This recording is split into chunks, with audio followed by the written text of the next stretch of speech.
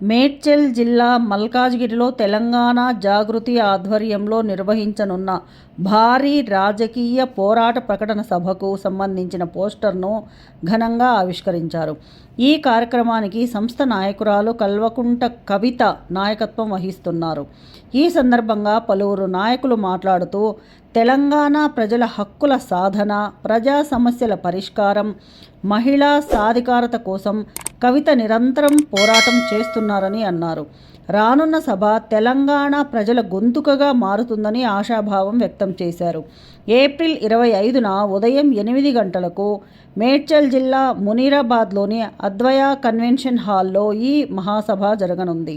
మల్కాజ్గిరి నియోజకవర్గ ప్రజలు పెద్ద సంఖ్యలో హాజరై సభను విజయవంతం చేయాలని నాయకులు పిలుపునిచ్చారు.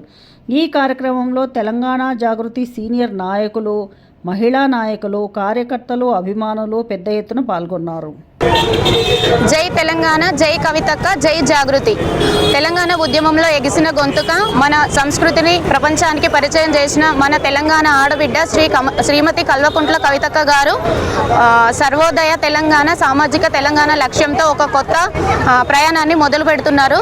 ఏదైతే తెలంగాణ ప్రజల రాజకీయ గొంతుకగా అవతరించబోతుందో తెలంగాణ జాగృతి ఈ నెల 25వ తారీఖు నాడు మేడ్చల్ మునీరాబాద్ ఎగ్జిట్ నెంబర్ 6 అద్వయ కన్వెన్షన్లో రాష్ట్ర జరగబోతున్న రాజకీయ శక్తిగా అవతరించబోతున్న మా తెలంగాణ జాగృతి అధ్యక్షురాలు కవితక్క గారు నూతనంగా పార్టీ ఏర్పాటు చేయబోతున్నారు.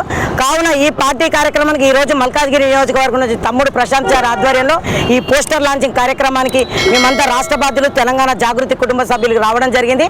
ఈ కార్యక్రమాన్ని ఎందుకంటే ఒక ఆడబిడ్డ తెలంగాణలో పుట్టిన బిడ్డ పులి కడుపున పులే పుడుతుంది అన్నదానికి నిదర్శనం.